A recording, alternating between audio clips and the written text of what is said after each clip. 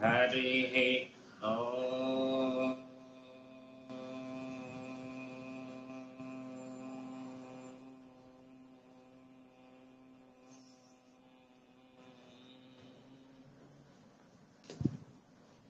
गुरुर्ब्रह्मा गुरुर्विष्णु गुरुर्देवो महेश्वरः गुरुः साक्षात् परं ब्रह्म तस्मै श्री गुरवे नमः। नमस्कारं Master. C V to your lotus feet.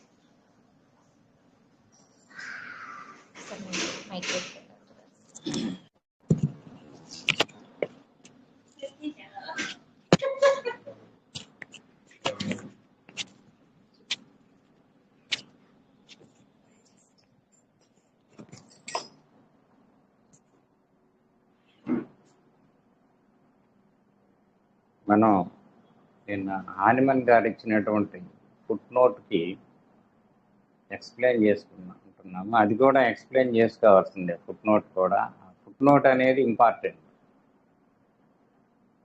తర్వాత for instance the dynamic effect of the sick making influences upon healthy man as well as dynamic energy of the medicines.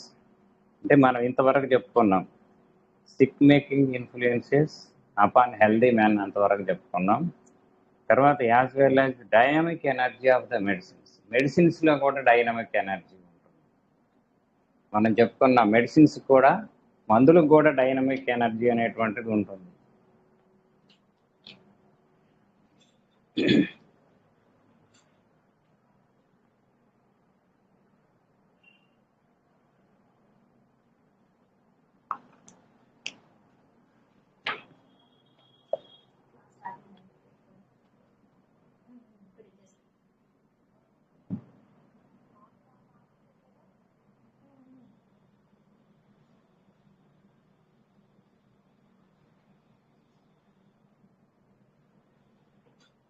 Dynamic energy మెడిసిన్స్లో కూడా డైనమిక్ ఎనర్జీ అనేటువంటిది ఉంటుంది. Dynamic energy లేకపోతే మందులు dynamic energy లెవెల్లో పనిచేయలేవు. Dynamic level ఏంటంటే vital body యొక్క లెవెల్లో పనిచేసి మనకు కావాల్సినటువంటి డిజైరబుల్ చేంజెస్ అనేటువంటివి తీసుకొచ్చే వాటిని మెడిసిన్స్ అంటారు. కనుక మెడిసిన్స్ కూడా వైటల్ బాడీ ఉంటుంది.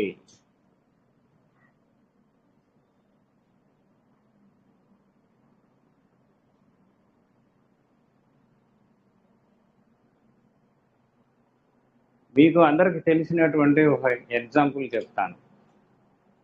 కొత్తగా పెళ్ళైనటువంటి ఒక పిల్లవాడిని తీసుకుందాం. పిల్లవాడు అనుకున్నాం అంటే నా వయసుగా వాడు పిల్లగాడే, అందుకని ఆ పిల్లవాడిని తీసుకుందాం. ఆ పిల్లవాడికి ఆఫీస్లో ఏదో పని ఉంది. వాడి మైండ్ ఎక్కడ ఉంటుందండి? వాడి మైండ్ భార్య మీదనే ఉంటుంది. ఎందుకంటే కొత్తగా పెళ్ళయింది. వాడి యొక్క మైండ్ ఎక్కడ ఉంటుంది? వాడి యొక్క భార్య మీదనే ఉంటుంది, ఇంకెక్కడా ఉండదు. అందుకని దాన్ని డైనమిక్ ఇన్ఫ్లుయెన్స్ అంటారు. మనందరికీ కొద్దో గొప్ప డైనమిక్ ఇన్ఫ్లుయెన్స్ గురించి తెలుసు, కానీ ఎప్పుడు ఆలోచించాం. కనుక ఈ కొత్తగా పెళ్ళైనటువంటి భార్యకి కానీ భర్తకి కానీ వాళ్ళని ఇన్ఫ్లుయెన్స్ చేస్తారు. ఎవరు? ఇంటి దగ్గర ఉన్న వాళ్ళు వాళ్ళని ఇన్ఫ్లుయెన్స్ చేస్తారు. ఫైల్స్ తీస్తుంటే వాళ్ళ ఆవిడే కనిపిస్తుంది. కనిపిస్తుందా లేదా?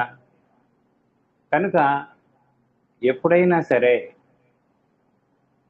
దీన్ని డైనమిక్ ఇన్ఫ్లుయెన్స్ అంటారు. డైనమిక్ ఇన్ఫ్లుయెన్స్ అంటే దూరాన ఎక్కడో ఉండి మన మీద ప్రభావం చూపించేదాన్ని డైనమిక్ ఇన్ఫ్లుయెన్స్ అంటే ఫిజికల్గా అంటుకోవటం అనేటువంటిది ఏమీ ఉండదు. దాన్ని డైనమిక్ ఇన్ఫ్లుయెన్స్ అంటారు. అంటే మనకు తెలిసిన ఎగ్జాంపుల్ చెప్తే కానీ మనకు అర్థం కాదు. అది ఇట్లా మనకి లేదు. ఒక రోజున పిల్లల్ని కొట్టామనుకోండి, పిల్లలు చెప్పిన మాట వింటం లేదు, పిచ్చి పిచ్చిగా కొట్టాం. ఆఫీస్కి వెళ్తే మనస్సు ఎట్లా ఉంటుంది? మనస్సు అనేటువంటిది అయోమయంగా, అస్తవ్యస్తంగా, గతి తప్పినట్టుగా ఉంటుందన్నమాట. ఆ రోజు ఆఫీసులో పని సరిగ్గా చెయ్యలేం. కనుక ఈ పిల్లల్ని కొట్టడం అనేటువంటి యాక్షన్ ఎలా ఉంటుంది మనకి? అది డైనమిక్ ఇన్ఫ్లుయెన్స్గా పనిచేస్తుంది. అంటే చాలా ఎగ్జాంపుల్స్ ఉన్నాయి మనకి. లేదు మనకి కొత్తగా కోర్టు నోటీస్ వచ్చింది, మీ ఆస్తులేవో కోర్టులో ఉన్నాయి అని చెప్పేసి వచ్చింది. ఎవరో మీ అన్నలదమ్ములేదో గొడవకు దిగారు. అక్కడి నుంచి మన మనస్సు ఎట్లా ఉంటుంది? కానీ ఇవన్నీ కూడా డైనమిక్ ఇన్ఫ్లుయెన్స్కి ఎగ్జాంపుల్స్. ఇంకా మనకు తెలిసిన ఎగ్జాంపుల్స్ చెప్పుకుంటేనే కానీ డైనమిక్ ఇన్ఫ్లుయెన్స్ అంటే అర్థం కాదు. డైనమిక్ అంటే ఏంటంటే ఎక్కడో ఉండి మన మీద ప్రభావాన్ని చూపించేదాన్ని డైనమిక్ ఇన్ఫ్లుయెన్స్ అంటారు. కనుక ఆరోగ్యవంతంలో ఆరోగ్యాన్ని మార్చగలిగేటువంటి శక్తి కూడా మందులకు ఉన్నది. ఇంకా మందుల్ని ఎందుకు మనం డైనమైజ్ చేస్తాము? సిక్ మేకింగ్ ఇన్ఫ్లుయెన్స్ అనేటువంటి దానివల్ల మనకు జబ్బులు వస్తాయి. మరలా మందుల్లో ఉన్నటువంటి సిక్ మేకింగ్ దాంట్లో కూడా సిక్ మేకింగ్ ఇన్ఫ్లుయెన్సే. ఎట్లా తెలుస్తుంది సిక్ మేకింగ్ ఇన్ఫ్లుయెన్స్ అనేటువంటిది? ఒక బ్రయోనియా పేషెంట్కి మనం రోజు మందు ఇచ్చామనుకోండి,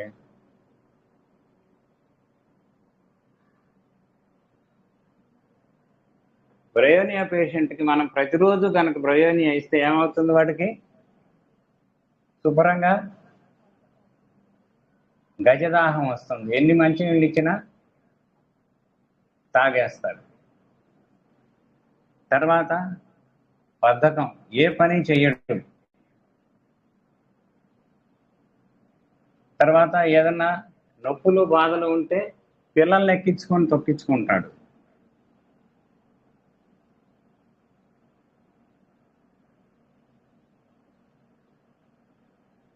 అంటే ఈ 3 లక్షణాలు, అంటే ఇంకా చాలా ఉన్నాయి బ్రయోనియాకి, ఇంకొక 100 ఉంటాయి. కనుక ముఖ్యంగా ఈ 3 లక్షణాలు మనం గుర్తుపెట్టుకోవాల్సింది. అంటే ఎంత బద్ధకం అంటే పిల్లలు పిలిచి పనులు చేయించుకుంటాడు. నిన్న మనం సెపియాలో చూసాం చూడు, అట్లా పిల్లల్ని పిలిచి పనులు చేయించుకుంటాడు. వాడికి అందుబాటులోనే గ్లాసు ఉంటుంది, కానీ ఆ గ్లాసు అది తెచ్చి మనం అడుగుతాడు. అంటే పక్కన ఉన్న గ్లాసే అందుకోడు అనమాట. కనుక ఇట్లాంటి బద్ధకాలన్నీ, ఏ పని చేయాలన్నా రేపు చేద్దాంలే, ఎల్లుండి చేద్దాంలే అనేటువంటి బద్ధకం అనేటువంటిది వస్తుంది. మంచినీళ్ళు తాగితే పూజ ఇచ్చినా తాగుతాడు, మొత్తం ఖాళీ చేసేస్తాడు. గ్లాస్ ఇచ్చినా అయిపోతాయి, ఏది ఇచ్చినా అయిపోతాయి. కనుక నొప్పులు బాధలు ఉంటే పిల్లలందరిని పిలిచి ఎక్కి తొక్కించుకుంటాడు. అప్పుడు బాగుంటుంది, వాడికి సమ్మగా ఉంటుంది. కనుక ఈ 3 లక్షణాలు బ్రయోనియా అనేటువంటి మందు ఆరోగ్యవంతుని మీద ఇస్తే, ఈ 3 లక్షణాలు ఎంతమందికి ఇచ్చినా అంతమందికి వస్తాయి. 1000 మందికి ఇస్తే 1000 మందికి వస్తాయి. కనుక ఈ 3 లక్షణాలు బ్రయోనియాకి సంబంధించినటువంటి లక్షణాలు. ఇంకొక మందుకి ఉండవు. కార్బోవేజ్కి నిర్ణయం చెప్పుకున్నాం. కార్బోవేజ్ ఆప్యాయతలు ఆపేక్షలు నశించిపోవును అని చెప్పుకున్నాం. కనుక ఆప్యాయతలు మిగిలిన మందులకి ఎంతో కొంత ఉంటాయి, దీనికి అసలు ఉండవు. కనుక ఆప్యాయతలు ఆపేక్షలు సెపియా కార్బోవేజ్లు ఏమవుతాయి? పూర్తిగా నశించిపోతాయి. ప్రేమలు అనేటువంటివి కల్లోలమవును, కల్లోలం అవుతాయి ప్రేమలు. కనుక ఆ కార్బోవేజ్కి అది స్పెషాలిటీ. కనుక కార్బోవేజ్ కొన్ని రోజులు మనం, అంటే బొగ్గు కొన్ని రోజులు తింటే ఏమవుతుంది? మనకి ఆప్యాయతలు పోతాయి.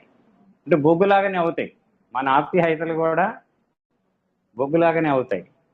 కనుక ఈ బ్రయోనియా వాడికి ఈ లక్షణాలు ఎప్పుడు ఇచ్చినా సరే, ఎవరు తీసుకున్నా సరే ఈ లక్షణాలు వస్తాయి. కనుక ఈ లక్షణాలు వచ్చినటువంటి పేషెంట్కి కనుక మనం బ్రయోనియా ఇస్తే, ఈ 3 లక్షణాలు ఉన్న పేషెంట్కి బ్రయోనియా ఇస్తే, ఈ 3 లక్షణాలు ఒక్క బ్రయోనియాతోటే మాయమవుతాయి.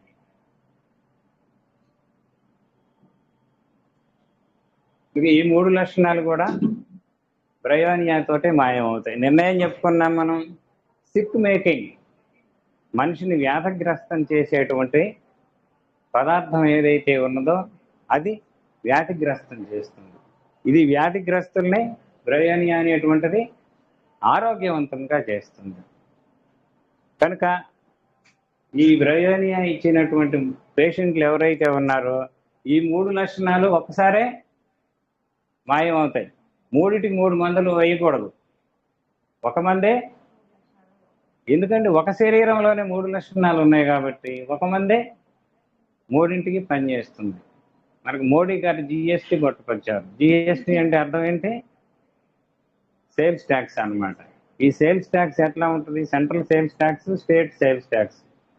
కనుక ఈ సేల్స్ ట్యాక్స్ ఎట్లా ఉంటుందంటే ఒక వస్తువు కొన్నప్పుడు ఒక చోటే ట్యాక్స్, ఇంక మిగిలిన చోట్ల ట్యాక్స్ అనేటువంటిది ఉండదు. కనుక అట్లాగే మోడీ అంటే చాలా సంస్కరణలు తీసుకొచ్చాడు. ఇట్లాంటి సంస్కరణలన్నీ తీసుకొచ్చాడు.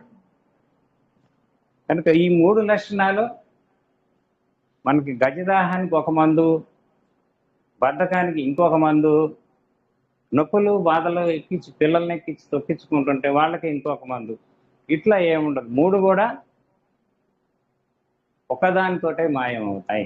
ఇది హోమియోపతిలో ఉన్నటువంటి విచిత్రమైనటువంటి లక్షణం. ఎన్ని బాధలున్నా అది.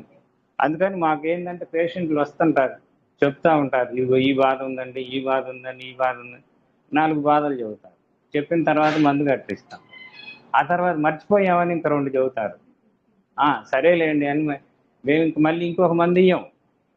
ఆ మందుకి ఈ 4టికి మందు సరిపోయినప్పుడు కొత్తగా చెప్పే 2టికి కూడా ఈ మందే సరిపోతుంది. అందుకని దానికి వేరే మందు అక్కర్లేదు.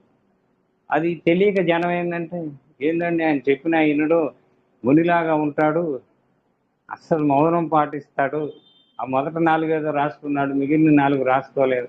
అక్కర్లేదు. ఆ 4టికి సరిపోయినప్పుడు మిగిలిన 2టికి కూడా అదే సరిపోతుంది. కనుక ఇది మనకి హోమియోలో ఉన్నటువంటి సౌకర్యం. ఇన్ని మందులకి, ఇన్ని జబ్బులకి ఇన్ని మందులు అవసరం లేదు. ఒకే రాముడికి ఒకటే భార్య, అట్లాగే మనకి ఒకటే మందు, సేమ్ అంతే. రాముల వారే ఆదర్శం మనకి. ఒకే భార్య, ఒకటే మందు. మనకి ఎన్ని లక్షణాలున్నా ఒకటే మందు. ఎందుకంటే రాముడినే మన మందులు కూడా ఆదర్శంగా తీసుకుంటాయి. అది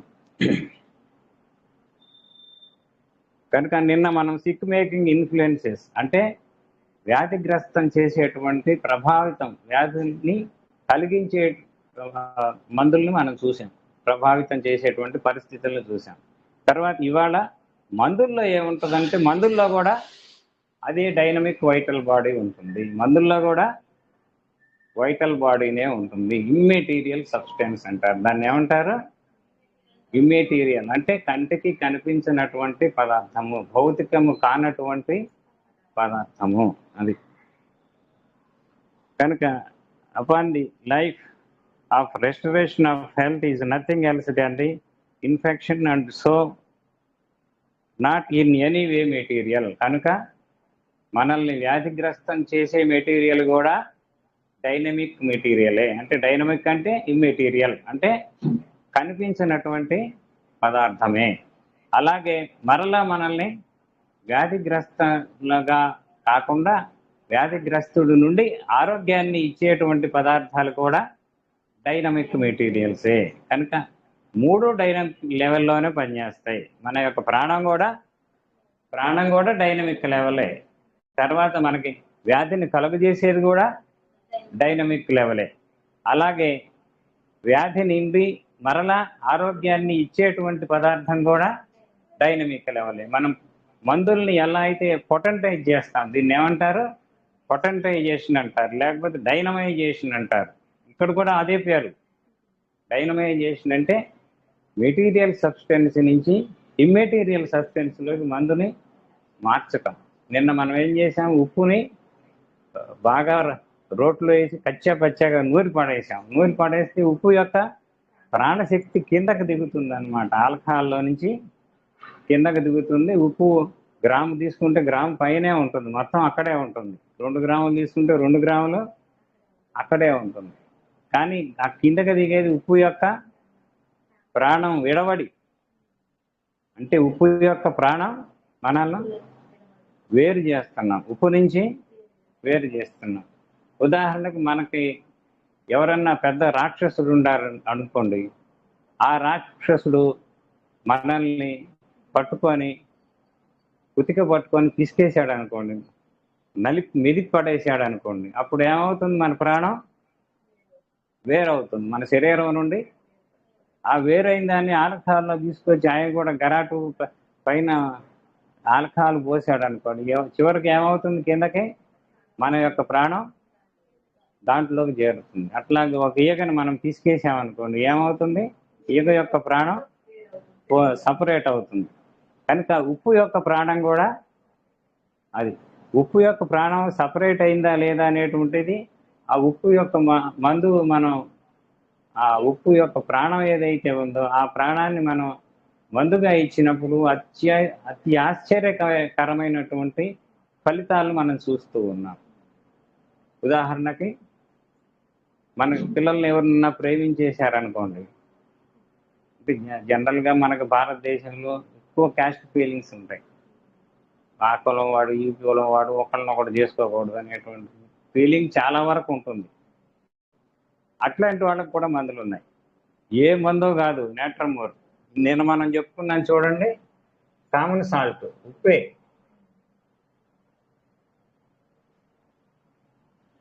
ఉప్పు కనుక పొటెంటైజేషన్లో 50 ml ఇస్తే ఈ ప్రేమ వివాహాలు అనేటువంటి ఆగిపోతాయి. మనకి అట్లాంటి కేసులు చాలా వచ్చినాయి. ఇప్పుడు అప్రస్తుతం, అందుకని నేను అవి చెప్పటం లేదు, తర్వాత చెప్తాను నేను. కనుక ఈ ఉప్పుని 50 ml లెవెల్లో కనుక మనం ఇస్తే శుభ్రంగా వాళ్ళు ప్రేమించుకోవటం అనేటువంటిది ఆగిపోతారు. అది ఇక గొడవ ఉండదు, ప్రేమలు దోమలు ఇట్లాంటివన్నీ కూడా ఉండవు. లేకపోతే కొంతమంది ఏమో పెళ్ళైన 2 పిల్లలు ఉన్న వాళ్ళని ప్రేమిస్తుంటారు, అప్పుడు కూడా అదే మందు. అంటే రకరకాలుగా ఉంటాయి అన్నమాట ఈ ఉప్పు యొక్క చేష్టలు. అది అంటే మరి అది ఉప్పు మానసికంగా పనిచేస్తుందా లేదా? మానసికం అంటే మనస్సే కదా. అంటే ఉప్పుకు కూడా ఒక మనస్సు ఉన్నది, ఉప్పుకు కూడా ప్రాణం ఉన్నది. ఇది మొట్టమొదటి మనం బేసిక్గా గుర్తుపెట్టుకోవాల్సింది. ఉప్పుకి ప్రాణం ఉంది, మనకి ప్రాణం ఉంది, ప్రతి పదార్థానికి ప్రాణం ఉంది. ప్రాణం లేకుండా ఏది లేదు. అది కనుక ఇది ఎలా ఉంటుందంటే ఇంకొక ఎగ్జాంపుల్ ఇచ్చారు హానిమన్ గారు.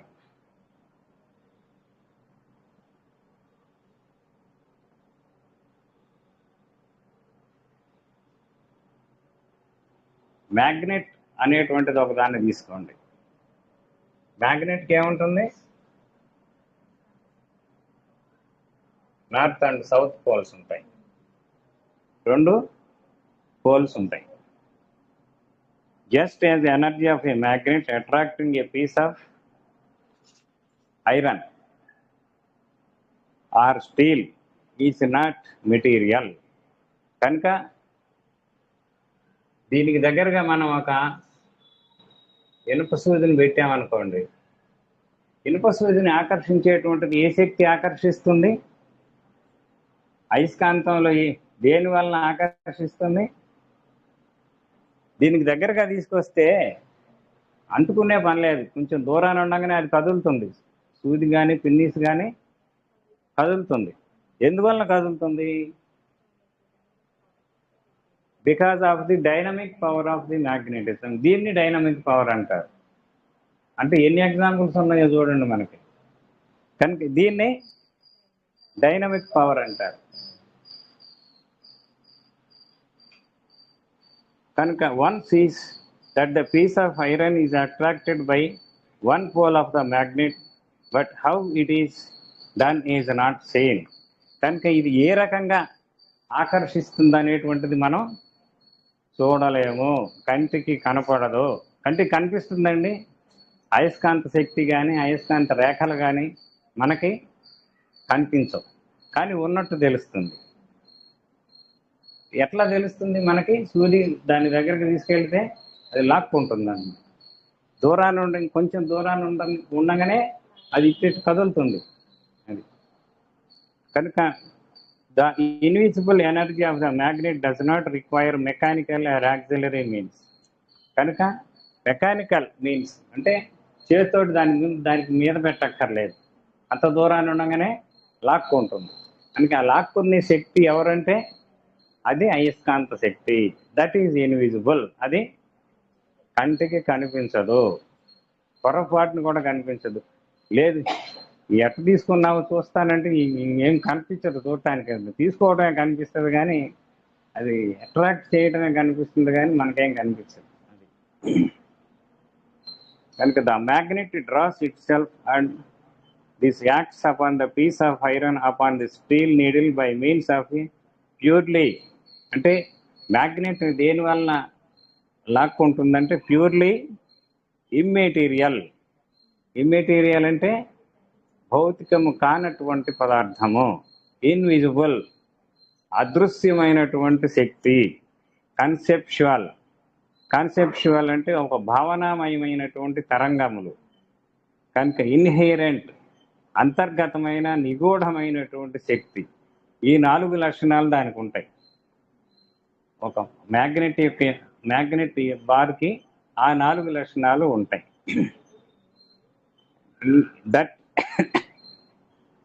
That is dynamically and communicates through the steel needle.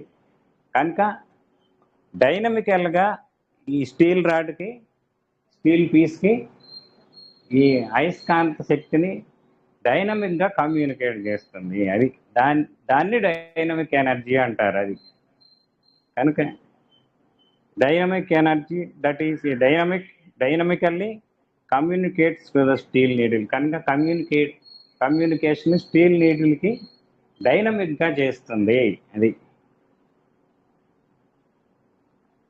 తర్వాత the steel needle the magnetic energy equally invisibly. కనుక ఈక్వల్లీ ఇన్విజిబుల్లీ ఇదంతా కూడా అదృశ్యంగానే జరుగుతుంది, కనిపించేటువంటి వ్యవహారం ఏమీ కాదు.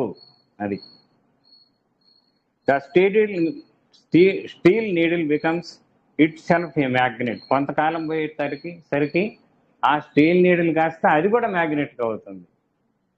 అది మ్యాగ్నెట్ లాగా పనిచేసి దానికి సౌత్ పోల్ నార్త్ పోల్ ఏర్పడి అది ఇక్కడ మనకి చిన్న డైవర్షన్. మనం ఎన్ని శాస్త్రాలు చదివినా, ఎంత వేదాధ్యయనం చేసినా, అలాగే ఎన్ని పూజలు చేసినా, ఎన్ని శతసహస్ర చండీ కలశాభిషేకాలు చేసినా, ఇట్లాంటివన్నీ ఎన్ని చేసినా నిరుపయోగమే. అదేంటండి ఇన్ని చేసి నిరుపయోగం అంటారు? కానీ ఎప్పుడు ఉపయోగం అంటే మనకి మ్యాగ్నెట్గా మారినటువంటి మహానుభావులు ఉంటారు చూడండి, వాళ్ళని మ్యాగ్నెట్స్ అంటారు. ఆ మ్యాగ్నెట్గా మారినటువంటి మహానుభావులు ఎవరైతే ఉన్నారో వాళ్ళ యొక్క సత్సాంగత్యం లేనిదే ఎవరు కూడా తరింపరు. అంటే ఎవరైనా సరే తరించాలి అంటే ఆ మ్యాగ్నెట్స్గా మారినటువంటి పరమ గురువులు ఎవరైతే ఉన్నారో వాళ్ళ యొక్క సహాయ సహకారాలతోటే మనం కూడా మ్యాగ్నెట్గా మారతాం. అంటే మనం కూడా మ్యాగ్నెట్గా మారితే అర్థం ఏంటి? స్టీల్ నీడిల్ ఎక్కడైంది కాసేపు దానికి అంటుకొని ఉంది, తర్వాత అది కూడా మ్యాగ్నెటైజ్ అయిపోయింది, మ్యాగ్నెట్గా మారిపోయింది. అందుకని అది కూడా మ్యాగ్నెట్గా తయారై కొత్త వాళ్ళని మళ్ళీ ఆకర్షించడం మొదలు పెడుతుంది. ఇంకా లక్షణం అనేటువంటిది కంటిన్యూస్గా వెళ్తూ ఉంటుంది. ఒక గురువు 10 మంది శిష్యులను తయారు చేస్తే ఆ 10 మంది శిష్యులు ఇంకొక 10 మందిని తయారు చేస్తారు. ఇది ఉన్నటువంటి సంప్రదాయం. కనుక ఎప్పుడు కూడా ఎన్ని పూజలు చేసినా ఏం చేసినా సత్సాంగత్యం అవసరము. మహానుభావులు అయినటువంటి మ్యాగ్నెటైజ్ అయినటువంటి వాళ్ళ యొక్క సాంగత్యం అవసరం. ఇంతకంటే నేను పోను, ఎందుకంటే మన టాపిక్ ఇది కాదు.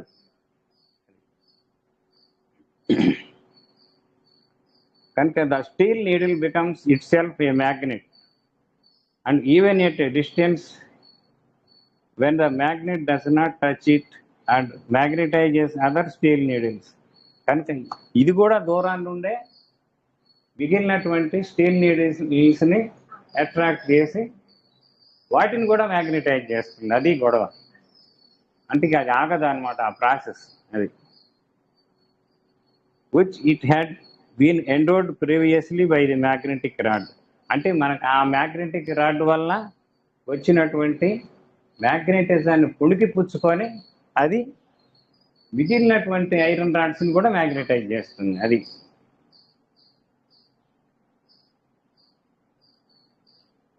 జస్ట్ యాజ్ దీనికి మళ్ళీ ఇంకొక ఉదాహరణ ఇచ్చారు. Just as a child with smallpox or measles. ఎప్పుడైతే ఒక చైల్డ్ పిల్లవాడిని తీసుకుందాం,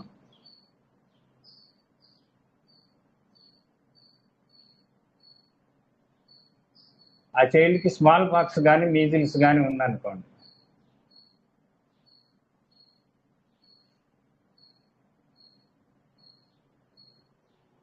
చైల్డ్కి ఆ పిల్లవాడికి స్మాల్ పాక్స్ కానీ మీజిల్స్ కానీ ఉంది.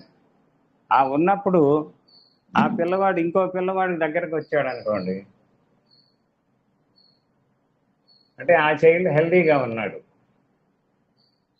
అంటే ఇంకొక ఆరోగ్యవంతమైన పిల్లవాడి దగ్గరకు వచ్చినప్పుడు వీడు అంటుకుంటే రాదు, వాడు ఇంకొంచెం దూరాన్ని ఉండగానే ఈ జబ్బుని వాడికి ట్రాన్స్మిట్ చేస్తాడు. అంటే ఎలా అయితే మనకి మ్యాగ్నెట్ నుంచి ఒక స్టీల్ రాడ్ ఐరన్గా మారిపోయింది, అలాగే మరలా ఇది ఇంకొక స్టీల్ రాడ్స్ని మ్యాగ్నెటైజ్ చేస్తుంది అన్నమాట. అలాగే మనకి ఈ పిల్లవాడు ఇంకొక ఆరోగ్యవంతుడిని సిక్ మ్యాన్ చేయగలడు, అంతేగాని అంటుకొని చేయక్కర్లేదు. దీన్ని డైనమిక్ ఇన్ఫ్లుయెన్స్ అంటారు. దీన్ని దూరం నుండే ప్రభావం చూపగలిగిన, అంటుకొని వాడిని వాటేసుకొని చేయక్కర్లా, ఒక భార దూరాన్ని ఉండే చేయొచ్చు. అంటే ఎలా అయితే దీనికి దగ్గరగా వస్తుంది కదా, ఇది దగ్గరగా వచ్చి ఆకర్షించుకుంటుంది. అలాగే ఇది అయస్కాంతం అయిపోయిన తర్వాత మిగిలిన ఐరన్ రాడ్స్ని ఆకర్షించి అయస్కాంతాలు చేస్తుంది. ఇది అన్నమాట.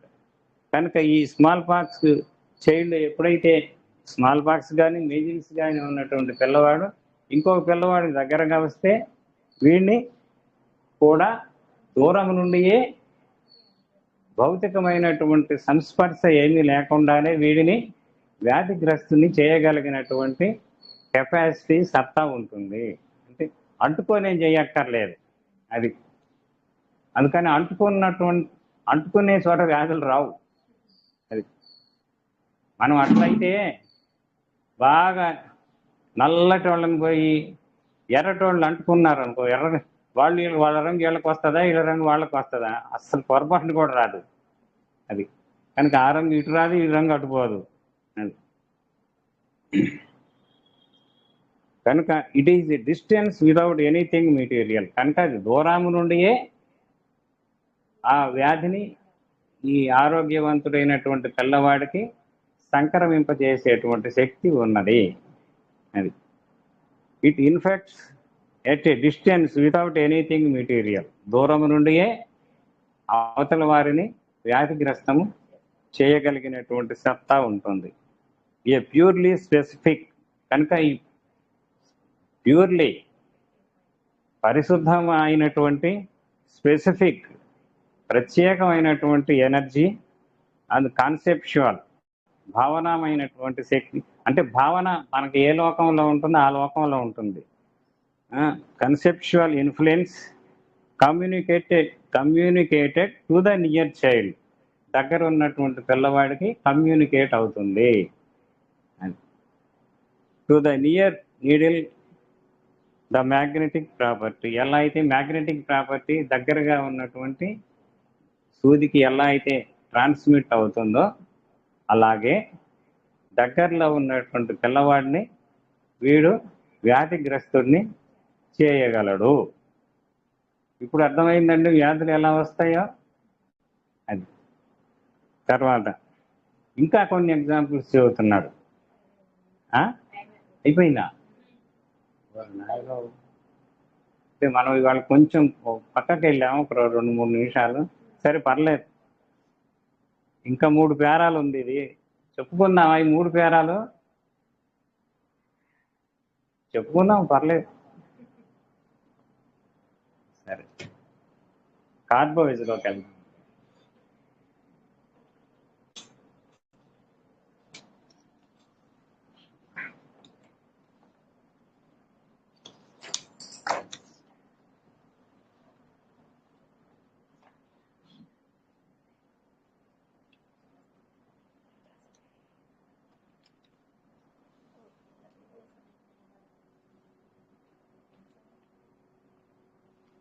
ఇంకా కార్బోవేజ్లో సైలీషియా గురించి చెప్పుకుంటున్నాం. మల విసర్జనలో మొట్టమొదట విపరీతమైనటువంటి బాధ. ఎందుకని? అసహించుకోరాదు చెబితే. ఫస్ట్ లంసంగా, లావుగా, గిలక్కాయలాగా ఏర్పడుతుంది first part of the stool. తర్వాత సన్నగా ఉంటుంది. మోషన్లో సైలీషియాకి మాత్రమే, ఇది ఏ మందులో ఉండదు. The first part of the motion is too bulky, అంటే బాగా వీలైనంత లావుగా గిలక్కాయలాగా ఉంటుంది. టు బి ఎక్స్ప్రెస్డ్, అంటే బయటికి నెట్టడానికి సామర్థ్యం లేనంతగా లావుగా ఉంటుంది. The first part of the stool ఈ motion is too bulky to express. అందుకని ది ఫస్ట్ పార్ట్ త్వరగా ఎక్స్పెల్ కాదు. స్టూల్ యొక్క మొదటి భాగం బయటికి రాదు. కొన్ని కేసుల్లో they cannot bear to pain, ఒక్కొక్కసారి నొప్పి భరించలేనిదిగా ఉంటుంది. అది ఒక్కొక్కసారి వెనక్కి వెళ్ళిపోతుంది. మళ్ళీ సగం వచ్చి అంటే బయటికి రాదు, సగానికి వచ్చి మళ్ళీ బయటికి వెనక్కి వెళ్ళిపోతుంది. నొప్పి భరించలేక ఇతని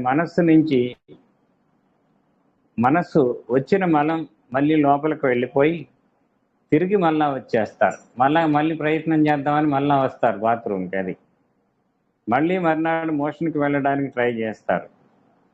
కొంచెం అడ్వాన్స్డ్ కేసుల్లో ఇది సైలీషియా యొక్క లక్షణం. ద రెస్పాన్సిబిలిటీ ఏదన్నా ఉన్నది అంటే సామాన్యంగా సడన్గా దే లూజ్ దేర్ కాన్ఫిడెన్స్. అంటే వాళ్ళకి మానసిక లక్షణం ఏంటంటే ఏదన్నా రెస్పాన్సిబిలిటీ, బాధ్యత ఉంటుందంటే అక్కడి నుంచి తప్పుకునే ప్రయత్నం చేస్తారు.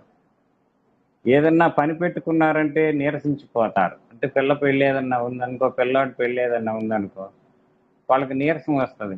మీరు పోయిరాండిలే అంటాడు, మీ పిలుపులకు మీరు పోయిరాండిలే అంటాడు. అది అట్లా. దే బికమ్ వీక్, అంటే బాగా నీరసించిపోతారు. They want to avoid it, ఆ పనిని తప్పించుకోవడానికి చూస్తారు. దే బికమ్ సిక్, సుస్థి చేస్తుంది. ఒక్కొక్కప్పుడు జ్వరం కూడా వస్తుంది. ఒక వారం 10 రోజుల ముందు జ్వరం వస్తుంది. అంటే వీళ్ళకి ఎగ్జామ్స్ ఉంటాయి అనుకోండి, ఎగ్జామ్స్ ముందు కూడా కంపల్సరీగా జ్వరం వస్తుంది, లేదా విరోచనాలు అవుతాయి. మంచాన పడి అమ్మయ్య తప్పింది మనకి ఈ పని అనుకుంటారు. అయ్యో మనం విరోచనాలు అయినయే, పని చేయలేకపోతున్నామా అని కాదు, ఎవరో ఒకళ్ళు చూసుకుంటారులే ఆ పని అనుకుంటారు. అది కనుక సైలీషియా మెంటల్లీ ఎస్కేపిస్ట్ అనమాట. Especially we find students before going exams. పిల్లలు ఎగ్జామ్స్కి వెళ్ళే ముందు ఈ లక్షణం వస్తుంది, సైలీషియా లక్షణం. లైకోపోడియం వాళ్ళు కూడా సిక్ అవుతారు. జ్వరం కానీ విరోచనాలు కానీ వస్తాయి వాళ్ళకి కానీ వీళ్ళకి కానీ. Conveniently they post phone the exams. వాళ్ళు ఏం చేస్తారంటే వీలైనంత వరకు ఎగ్జామ్స్ పోస్ట్ పోన్ చేస్తారు. ఆర్ యూ రెడీ అంటే సెన్సిటివ్గా ఫీల్ అయ్యి భయం వేసేటువంటి వాడు ఆర్జెంటమైట్గా. అంటే నువ్వు ఎగ్జామ్స్కి రెడీనా అంటే ఆ మాట అనేటప్పటికి వాడికి ఎక్కడో గుచ్చుకుంటుంది అనమాట. కనుక రెడీనెస్ ఇక్కడలా కాదు. He is afraid of his inefficiency. Readiness అనేటువంటిది ఒకటి. రెండవది ఆర్జెంట్ నైట్రిజంలో ఇట్లా ఉంటుంది. తర్వాత he is afraid of his inefficiency. వీడు ఎందుకు భయపడతాడంటే వాడి యొక్క ఇన్ఎఫిషియన్సీ. అది తను ఆఫీస్కి వెళ్ళాక పని చేయలేనని సెలవు పెట్టేస్తాడు. అంటే పొద్దున్నుంచే సెలవు పెడదామని ట్రై చేస్తాడు, కానీ వెళదామనంగానే విరోచనానికి వెళ్ళే లక్షణం ఉండదు వీడికి. అంటే ఆర్జెంటమ్ నైట్రికి ఏమేమో వెళ్ళేటప్పటికి విరోచనం వస్తుంది, వీడికేమో కార్బోవేజ్ వాడికి కానీ శైలీషియా వాళ్ళకి కానీ, సారీ మనం శైలీషియా చెప్పుకున్నాం, శైలీషియా వాడికి అట్లా ఉండదు, విరోచనం అనేటువంటిది రాదు. వీడికి ఇవాళ ఇన్స్పెక్షన్కి వస్తున్నారు ఎవరన్నా ఆఫీస్కి అంటే వీడు ముందు రోజు నుంచే ప్లాన్ చేస్తాడు, మనకి విరోచనాలు ఎట్లా అవుతాయి అని. శైలీషియా వాడు, లైకోపోడియం వాడు, ఆర్జెంటమ్ నైట్రికం వాడు అట్లా కాదు, చాలా రియల్గా ఉంటాడు. He is tensed on his nerves, వాడి యొక్క నరాలంతా కూడా టెన్షన్గా ఉంటాయి, టెన్షన్ మీద నుంచుంటాడు. అదిగో ఆఫీసర్ గారు వచ్చారంటే వీడు ఇటు పరిగెత్తాల్సి వస్తుంది, అంటే ఎక్కడికి, బాత్రూమ్కి వెళ్ళాల్సి వస్తుంది. అది సరిగ్గా ఆ టైంకి ఏడురా వీడు ఎటు వెళ్ళాడంటే ఎక్స్క్యూజ్ మీ లండన్కి వెళ్ళాడంటున్నాడు. అది ఆర్జెంటమ్ నైట్రికం అంటే సరిగ్గా క్యాలిక్యులేటెడ్గా ఆ టైంకి వాడు పరిగెత్తాల్సి వస్తుంది. అందుకని ఈ డిఫరెన్స్ వీడికి, ఈ టెన్షన్ కాదు, ఇనేబిలిటీ.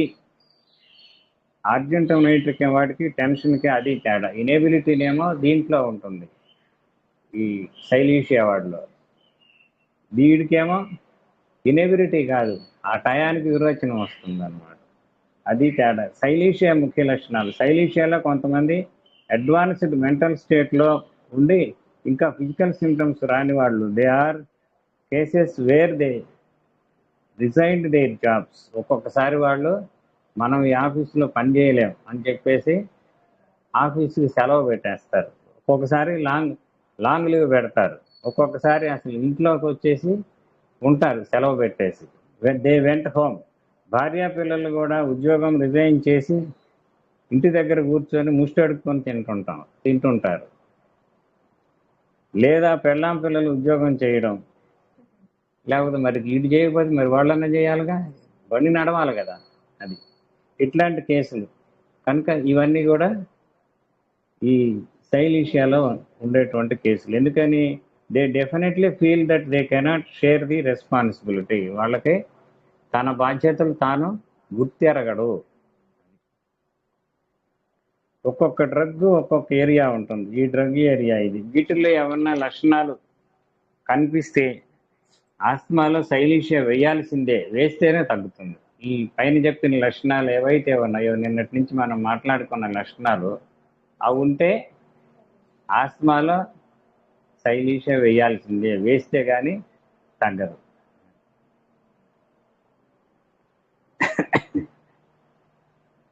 తర్వాత అంటే మనం చెప్పుకున్నటువంటిది కొంత, మిగిలిన శైలీషియా చాలా ఉంది.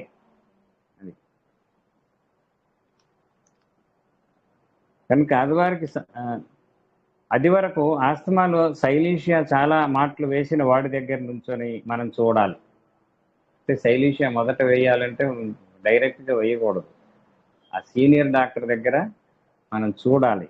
తర్వాత ఈ కేసు శైలీషియా ఏనా అని అడగాలి, అడిగి కన్ఫర్మ్ చేసుకొని ఆయన కూడా శైలీషియా అంటే అప్పుడు శైలీషియా వేయాలి.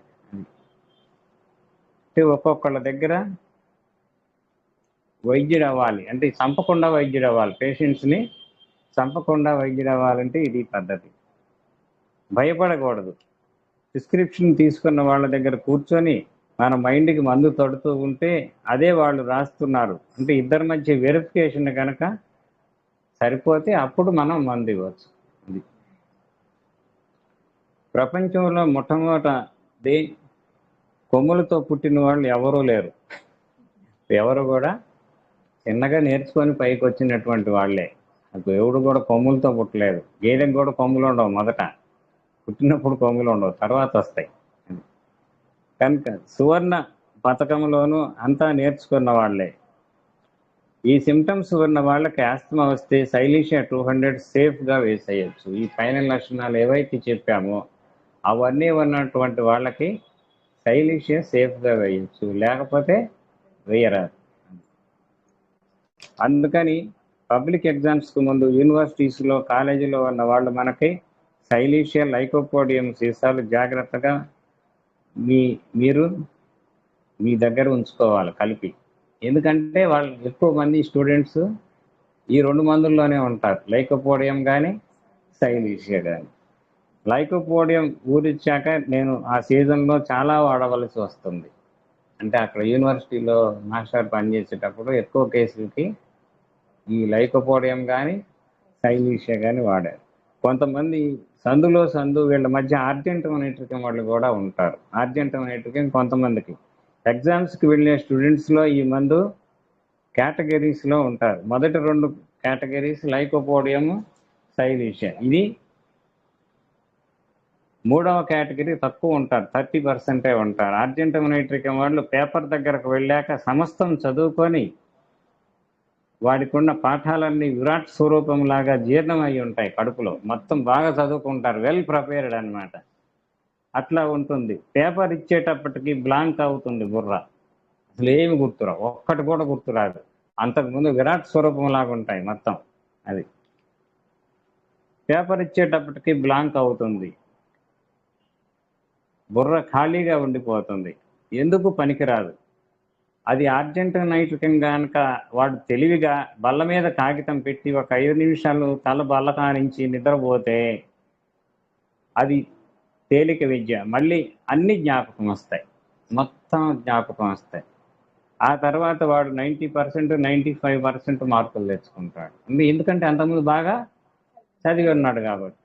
5 నిమిషాలు తెలివిగా బల్ల మీద పేపర్ పెట్టి పడుకోవటమే. అది ఆ 5 నిమిషాల్లో లేచిపోయి వస్తాడు. కొంతమంది ఏం చేస్తారంటే 5 నిమిషాల్లోనే ఏం గుర్తు రావట్లేదు, ఎందుకు ఈ ఎగ్జామ్స్, ముష్టి ఎగ్జామ్స్ అని చెప్పేసి వచ్చేస్తాడు. అది అందుచేత ఫెయిల్ అవుతాడు. అది ఆర్జెంటోనైట్రికం వాడు ఎవరన్నా క్వశ్చన్ వేస్తే ఆన్సర్ బుర్రలో నుంచి పోతుంది, ఎవడన్నా క్వశ్చన్ వేస్తే ఆన్సర్ కాస్త పోతుంది బుర్రలో నుంచి, తెలుసు వాడికి కానీ మర్చిపోతాడు. దిస్ ఈజ్ మిస్టర్ అంటాడు ఫ్రెండ్ని పరిచయం చేయబోయి. ఆ మిస్టరే ఇంకా తర్వాత గుర్తుండదు, ఇక వాడి పేరు గుర్తురాదు. అది తక్కువ ఫ్రెండ్ పేరు బుర్రలో నుంచి ఎగిరిపోతుంది ఆర్జెంటోనైట్రికం వాడికి. ఇలా ఒక్కొక్క డ్రగ్ది ఒక్కొక్క పద్ధతి. ఇప్పుడు మళ్ళీ కార్బోవేజ్కి వద్దాం. ఇదంతా కూడా కంపారిటివ్ స్టడీ. ఇప్పుడు కార్బోవేజ్లోకి వచ్చేద్దాం. ఇంకొక modality, patient is better from discharges. శరీరమున స్రావములు కలిగినప్పుడల్లా రోగికి బాధలు తగ్గును. అంటే ముఖ్యమ్మటి నీళ్లు కారిపోతే తలనొప్పి తగ్గుతుంది, శుభ్రంగా జాడించి విరోచనం అయితే జ్వరం తగ్గుతుంది, యూరినేషన్ ఫ్రీగా వస్తే తలనొప్పి తగ్గుతుంది. అంటే ఏ కంప్లైంట్ ఉంటే ఆ కంప్లైంట్ తగ్గిపోతుంది డిశ్చార్జెస్ వస్తే. లేదా కొంతకాలం నుంచి పన్నుపోటు ఉంది, భరించలేకుండా ఆ పన్నుపోటుకి మందేస్తే కార్బోవేజ్ ఇస్తే పన్ను పోటు పోతుంది.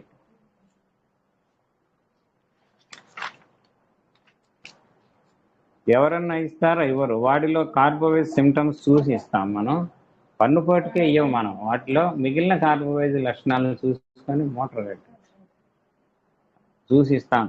ఇస్తే ఏమవుతుందో తెలుసు, పన్నుపోటు తగ్గిపోయి చెవిలో పోటు వస్తుంది. ఎందుకు వస్తుంది? అంతకుముందు వాడికి చెవిలో పోటు ఉంది. ఒక్కొక్కసారి ఏంటంటే హోమియోపతి మందుల్లో మనం ఒక మందు వేసినప్పుడు అది తగ్గిపోయి ఇంకొక అంతకుముందు ఉన్న లక్షణం వస్తుంది, అప్పుడు మందు వేయకూడదు. చూస్తూ ఉంటే 2 రోజుల్లో పోద్దు, 2 రోజులు కూడా కాదు, ఒక్కొక్కసారి 1 గంటలోనే పోతుంది అది. అది మళ్ళీ చెవిపోటు వచ్చిందని చెవిపోటుకు ఇంకొక మందు వేయకూడదు. ఆ వేసిన మందే ఆ చెవిపోటుకు కూడా పని చేస్తుంది. అది పని చేసేదాకా మనం ఎదురు చూడాలి. పన్నుపోటు తగ్గిపోయి చెవిపోటు వస్తుంది. ఇట్లా తంతే అటునుంచి వచ్చినట్టు ఏమైంది వాడికి, ఇదివరకు ఉన్న చెవిపోటు అంతకుముందు వాడు లోపల నుంచి పిచికారి, వెరికారి ఇవన్నీ చేయించుకొని ఉన్నాడు చెవిలో, అందుకని వచ్చింది, లేకపోతే రాదు అది. ఇప్పుడు ఏమవుతుంది, అది పట్టుమని షాంపెయిన్ సీసా తన్నినట్లు తన్నుతుంది చెవిలో, అందులో నుంచి అలా చీము బయలుదేరుతుంది. అమ్మ పన్ను నొప్పి తగ్గిపోయింది బాబోయ్ చెవి నొప్పి అంటాడు. ఇంకా 2 రోజులు ఆగి చెవి నొప్పి కూడా తగ్గిపోయింది. 2 రోజులు ఆగితే తగ్గిపోతుంది, వేరే మందు ఎక్కర్లేదు. ఈ లోపల గల్లంతుగా చెవిలో వేరేవి వేసుకోకుండా ఉంటే, వేరే ఏమన్నా వేసుకోకుండా ఉంటే 2 రోజుల్లో అది కూడా తగ్గిపోతుంది. కనుక మనం కొంచెం అంటే ఒకటి తగ్గి ఇంకొకటి వస్తే అప్పుడు మనం చాలా జాగ్రత్తగా ఉండాలి. పేషెంట్కి ముందే చెప్పాలి, అంతకుముందు ఏమన్నా ఉంటే వస్తాయి నాయన. అందుకని చాలామంది ఏంటంటే హోమియోపతిలో ఒకదానికి వేస్తే ఇంకొకటి వస్తుంది అనేటువంటి అపప్రద ఒకటి ఉన్నది. మరి తప్పదు కదా, మనం ఇంటి నుంచి బయలుదేరేటప్పుడు బయలుదేరి మళ్ళీ ఇంటికి రావాలి కదా. ఇంటికి రావాలంటే మళ్ళీ ఆ పోయిన దారిలో ఉన్న స్టేషన్స్ అన్నీ మళ్ళీ వెనక్కి వస్తాయి కదా. మరి అంతే ఇప్పుడు కూడా హోమ్ కమింగ్ అనమాట. హోమ్ కమింగ్ అంటే ఆరోగ్యానికి దగ్గరగా వస్తున్నామని అర్థం. కనుక ఆ పేషెంట్ గెంతితే వాటితో పాటు మనం కూడా గెంతకూడదు. పేషెంట్ గెంతితే మనం కూడా గెంతకూడదు. ఆల్ఫా ఆల్ఫా తాంబూలంలో పెట్టి ఇవ్వాలి. ఆల్ఫా ఆల్ఫా అంటే అది మందు కాని మందు.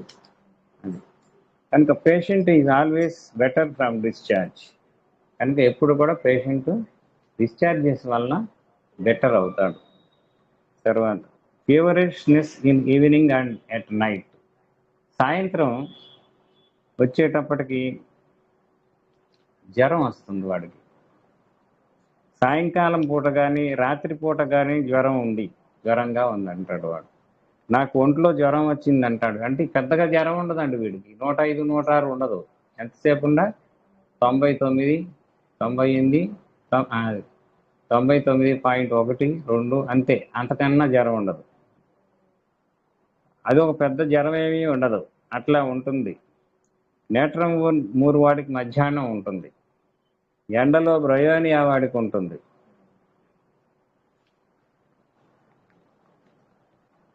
సాయంత్రానికి హాయిగా ఉంటుంది. పలస్టిల్లా వాడికి సాయంత్రానికి హాయిగా ఉంటుంది. మధ్యాహ్నం ఎండలో పలస్టిల్లా వాడికి జ్వరం వచ్చినట్లుగా ఉంటుంది. సాయంకాలం చల్లగాలికి హాయిగా ఉంటుంది. రాత్రి ఒళ్ళు నొప్పులు ఎక్కువ అవుతాయి. పలస్టిల్లా వాడికి. కార్బోవేజ్ వాడికి సాయంత్రము రాత్రి కూడా చలిగా జ్వరం వచ్చినట్లు ఉంటుంది. 1 గంట 2 గంటలు ఉంటుందండి అంతే. అనగా ఏమిటి? he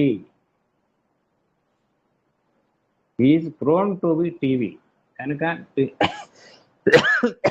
వాడిలో ఉన్నటువంటి టీబీ మయాజాన్ని అది సూచిస్తుంది అన్నమాట. అంటే జ్వరం ఎట్లా ఉంటుంది? కొంచెం జ్వరమే వస్తుంది, ఎక్కువ రాదు. అంటే ఎక్కువ జ్వరాన్ని ఉత్పత్తి చేసేటువంటి ప్రాణశక్తి వాడి దగ్గర లేదు. ప్రాణశక్తి బలంగా ఉంటే జ్వరం కూడా బలంగా వస్తుంది. ప్రాణశక్తి లేకపోతే తక్కువగా వస్తుంది అన్నమాట. దానికి ఇండికేషన్ అన్నమాట. అంటే బాగా నీరసించాడు పేషెంట్ అని అర్థం. అది కనుక మనకి ఒకసారి ఒక కేసు వచ్చింది. మనం మామూలుగా ఈ లో ఫీవర్స్ అనేటువంటివి చాలా ప్రమాదకరమైనటువంటి జబ్బులు.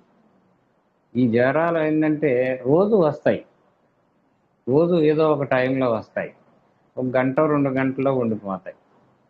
అట్లాంటి జ్వరాల్లో మనం మందులు ఏమి ఇస్తామంటే స్ట్రెప్టోమైసిన్ ఒకటి ఇస్తాం. అంటే ఇంగ్లీష్ మందు. అది ఇంగ్లీష్ మందు నుంచి మన పొటెంటైజ్ చేసినటువంటి మందు స్ట్రెప్టోమైసిన్ 30 ఒక డోసు ఇస్తాం. ఆ తర్వాత చైనా 30, ఆ 2 మందులు ఇస్తాం. ఆ 2 మందులు కూడా ఒకరోజు స్ట్రెప్టోమైసిన్, మరుసటి రోజు చైనా. అది కూడా కొంతమంది అంత ఇబ్బంది లేని కేసుల్లో 2 రోజులకు ఒకసారి ఆల్టర్నేట్ చేస్తాం. అలా చేసినప్పుడు ఆ జ్వరం అనేటువంటిది అది ఒక 5 డోసులు, ఇది ఒక 5 డోసులు పడేసరికి పూర్తిగా తగ్గిపోతుంది. అంటే ఒక్కొక్కసారి టైఫాయిడ్ ఫీవర్స్లో కూడా అలా జరుగుతుంది. టైఫాయిడ్ ఫీవర్ ముదిరి నాకు 2-3 కేసులు అలాగే వచ్చినాయి. ఆ 2 కేసులు కూడా ఎల్ఐసి ఆఫీస్ నుంచే వచ్చినాయి. అది కూడా ఒకేసారి వచ్చినాయి 2 కేసులు, అదే సేమ్ కేసులు. ఆ తర్వాత ఒకసారి మావిడికి వచ్చింది, ఇదే గొడవ. స్ట్రెప్టోమైసిన్, చైనా, ఈ 2 మందులే. కనుక టైఫాయిడ్ ముదిరిన కేసుల్లో కూడా వచ్చింది. మావిడికి ఎందుకు వచ్చిందంటే దోమల చక్రాలు ఉంటాయి చూడు, దోమల కాయిల్స్. ఆ దోమల కాయిల్స్ ఏం చేస్తారంటే రోజు ఒక బాండీలో వేసి వాటికి నిప్పు పెట్టి తగలబెట్టేసి తలుపులన్నీ వేసేసిందండి. ఇక చూసుకో, అవి ఎవరు కాల్చారో వాళ్ళే ఎఫెక్ట్ అయ్యారు. చివరికి వచ్చేటప్పటికి ఈ ఆ దోమల కాయిల్స్ వల్ల లో టెంపరేచర్స్ రావటం మొదలుపెట్టినాయి. లో టెంపరేచర్స్ వస్తుందంటే అర్థం ఏంటంటే she is not in a position to raise the temperature ఎక్కువ టెంపరేచర్ రావడానికి అవకాశం లేదు, అంత శక్తి బాడీలో లేదు. అందుకని ఆ టెంపరేచర్ రావడానికి అంత శక్తి లేనప్పుడు లో టెంపరేచర్స్ వస్తాయి. ఈ లో టెంపరేచర్స్ చాలా ప్రమాదకరమైనవి, మనిషిని చూస్తుండగానే ఎగరేసుకుపోతాయి. అప్పుడు ఇదే మందు, ఇదే ప్రిన్సిపల్, ఇదే చైనా 30, స్ట్రెప్టోమైసిన్ 30. స్ట్రెప్టోమైసిన్ కంపల్సరీగా ఉండాల్సిందే. ఒక్కొక్కసారి చైనా స్ట్రెప్టోమైసిన్కి తగ్గవు, అప్పుడు ట్యూబర్కులం వేసుకోవాలి, అది కూడా అదే మందు. కనుక ట్యూబర్కులం 30 వేస్తే తగ్గిపోతాయి. కనుక ఇట్లాంటి జబ్బులు కొంత దూరం వచ్చేటప్పటికి ఇక తగ్గవు, అప్పుడు ట్యూబర్కులం 30 కానీ బ్యాసిల్లం కానీ వేస్తే తగ్గిపోతాయి. అలాగే ఈ మధ్య కాలంలో మనకు వచ్చినటువంటి ఈ కొత్త జబ్బులు వచ్చినాయి చూడండి, భయంకరమైన జబ్బులు, కరోనా. ఈ కరోనా జబ్బుల్లో కూడా మనకి ఇదే మందు, చైనా స్ట్రెప్టోమైసిన్.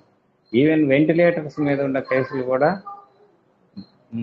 శుభ్రంగా బయటపడినటువంటి సందర్భాలు ఉన్నాయి. కనుక ఈ అంటే వాళ్ళకి ఇంగ్లీష్ డాక్టర్లకు కూడా వీలు కానటువంటి కేసెస్ కూడా ఈ ఫార్ములా చైనా స్ట్రెప్టోమైసిన్, ఈ రెండింటి వల్ల కూడా పోయినటువంటి కేసులు ఉన్నాయి.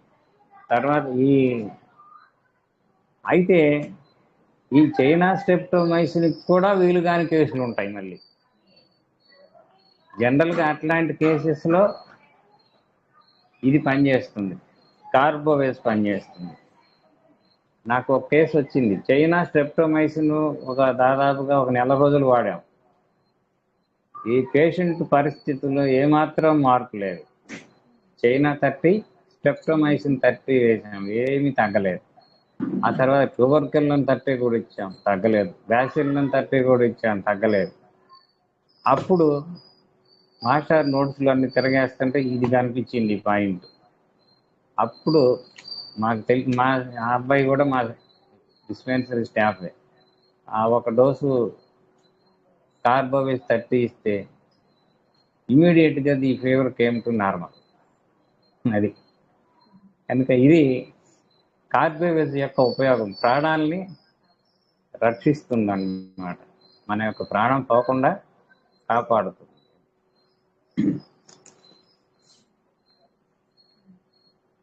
కనుక ఇది ఉన్నటువంటి వారికి ఇది కల్పవృక్షం లాంటి ఔషధం అని గుర్తుంచుకోవాలి.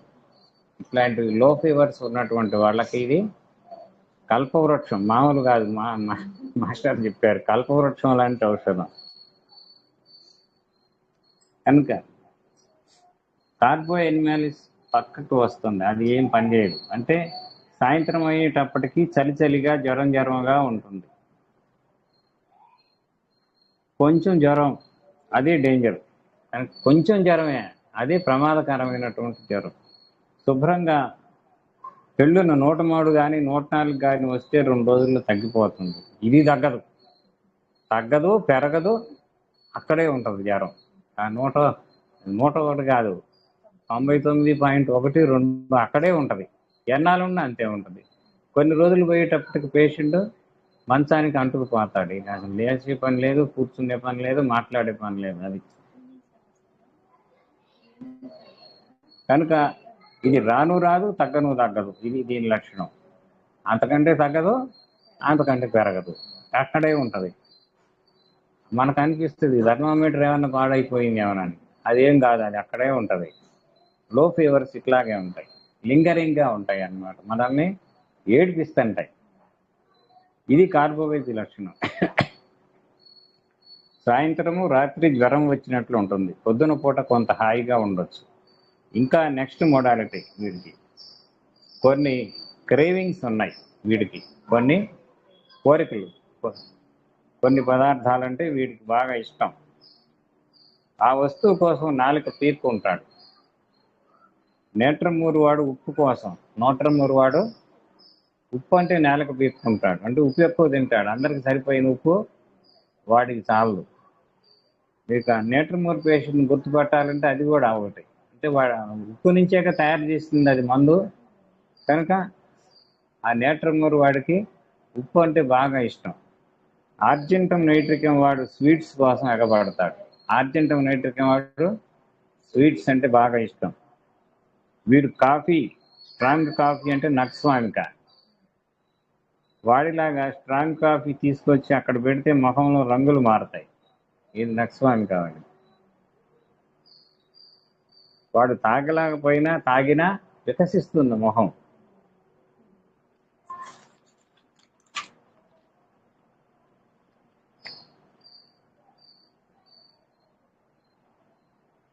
కనుక వీడికి చక్కెర పొంగల్ అంటే ఇష్టం, స్వీట్ కార్బోహైడ్రేట్.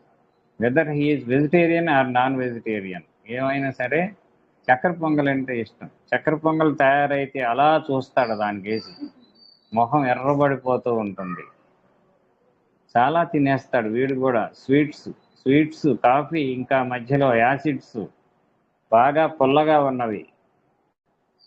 సెలవు నాడు ఇంటి దగ్గరే ఉంటే వయసుతో సంబంధం లేకుండా చింతపండు తెచ్చుకొని తింటారు. 50-60 ఏళ్ళ వాళ్ళు కూడా వాళ్ళ ఆవిడకి అలవాటు అయిపోతుంది. చింతపండు తెమ్మంటారా అని ముందుగానే అడుగుతుంది అన్నమాట. వాడికి ఆనందం చింతపండు అంటే. కనుక కొందరు కార్బోవేజ్ వాడు లేదా దానికి ఉప్పు అద్దుకొని తింటారు, చింతపండుకి ఉప్పు అద్దుకొని తింటారు. చింతపండులో కొంచెం జీలకర్ర వేసుకొని, అంటే వేవులు లాగా ఉంటుంది వీళ్ళ వ్యవహారం. కనుక అనేక వాటి మీద క్రేవింగ్స్ ఉంటాయి. ఏదో ఒకటి పట్టరమ్మంటాడు. మధ్యాహ్నం ఏం చేశావు అంటే ఏమి చేయలేదంటే పోనీ కొంచెం చింతపండు పట్టరా అంటాడు.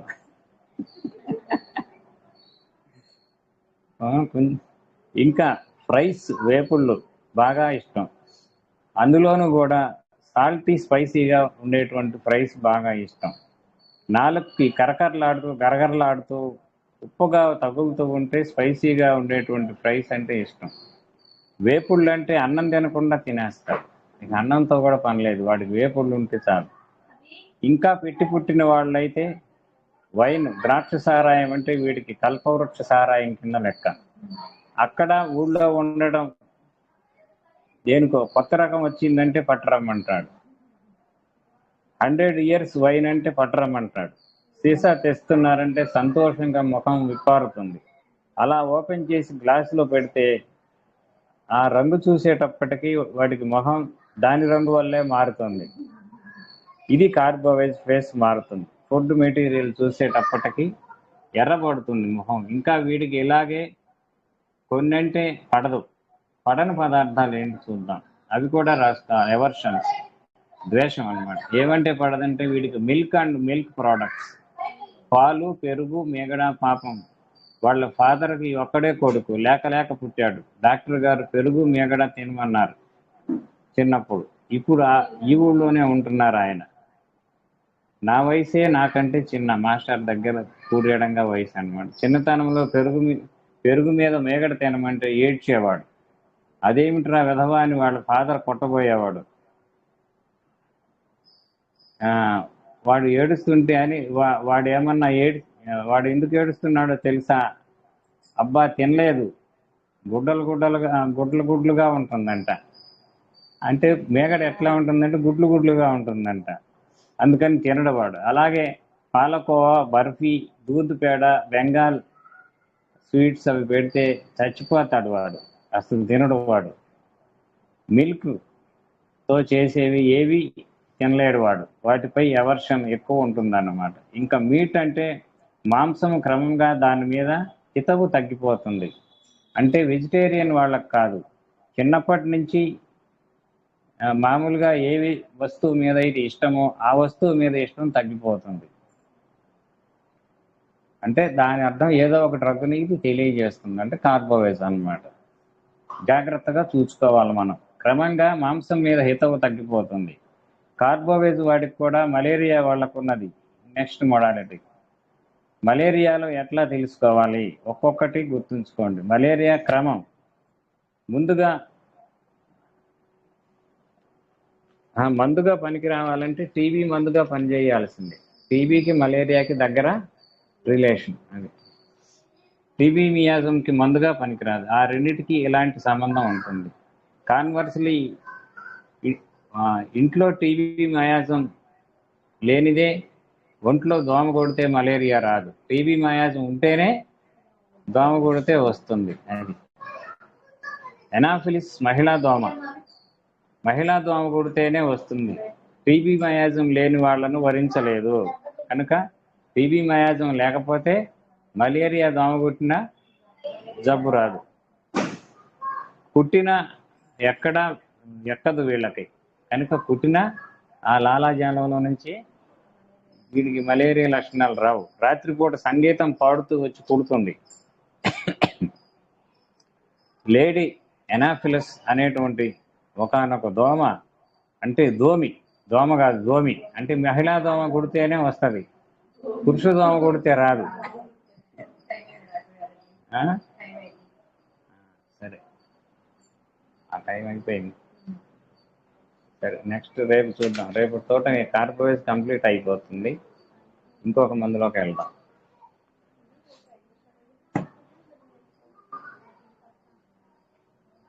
ఏమన్నా డౌట్స్ ఉన్నాయండి?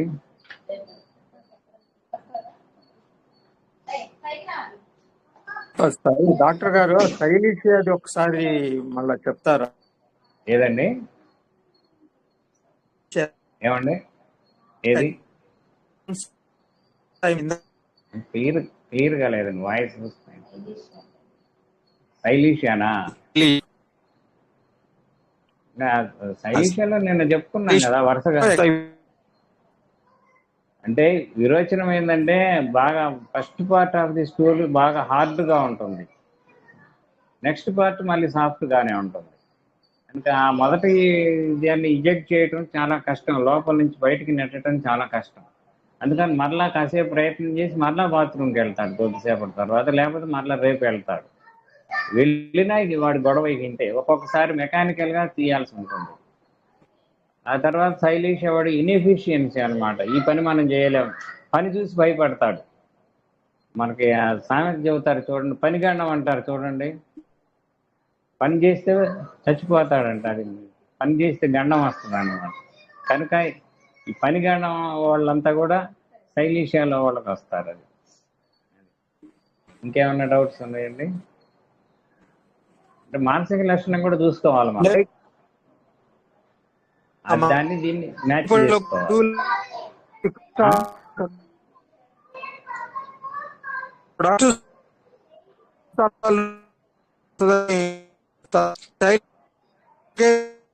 సౌండ్ క్లారిటీగా లేదు. ఎవరు?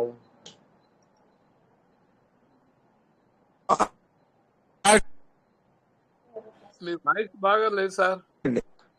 అదే నాకు వినిపిస్తుందండి, అది నాకు క్లారిటీ లేదు మీరు చెప్పేది.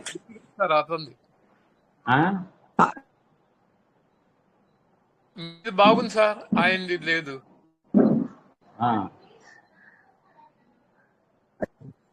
ఈ కార్బోవేజ్ చెప్తారా?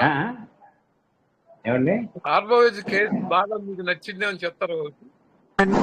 కార్బోవేజ్ మొన్న ఒక కేసు చెప్పాను కదా.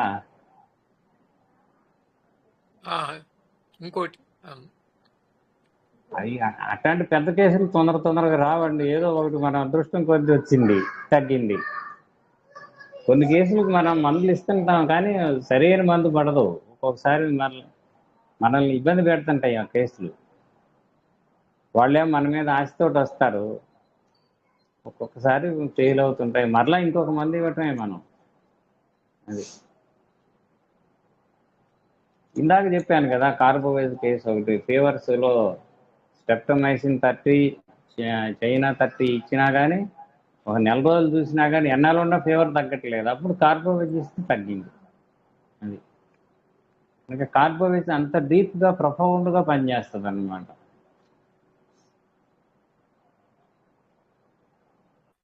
సరే ఈ స్టెప్టోమైసిన్ కను మరి వారికి ఏమన్నా రిలేషన్ ఏమన్నా ఎక్కడన్నా దొరుకుతుందా? ఏదండి స్ట్రెప్టోమైసిన్కి చైనాగా? అండ్ స్ట్రెప్టోమైసిన్ ఈ మధ్య కనిపెట్టిన మందు మన వాళ్ళు హోమియో డాక్టర్స్. చైనా హానిమన్ మొట్టమొదటి మందే అది. చైనా మొట్టమొదటి హానిమన్ తన శరీరం మీదనే ప్రయోగించి కనిపెట్టాడండి అది.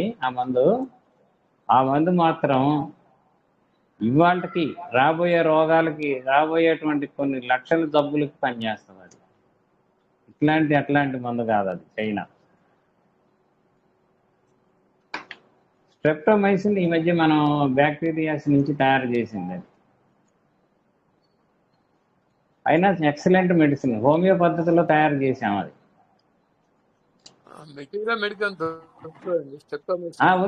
ఉందండి, స్ట్రెప్టోమైసిన్ ఉంది. సరే, ఇప్పుడు కార్బోవేజ్ కూడా 30 ఇవ్వాలి. అప్పుడు 30 వాడితే సరిపోతుంది.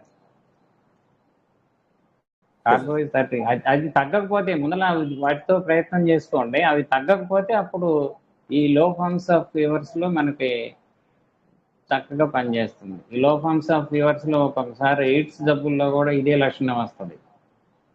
ఫీవర్ ఎంతసేపు ఉన్నా పెరగదు, 99.12 అక్కడే ముళ్ళు ఉంటుంది, ఎన్నాళ్ళుండా పెరగదు, తగ్గదు. అట్లాంటప్పుడు కూడా ఈ ఎయిడ్స్లో కూడా పనిచేస్తుంది.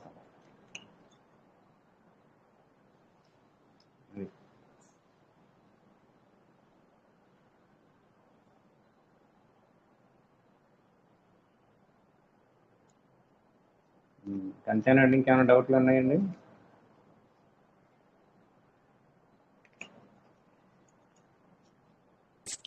Thank you doctor.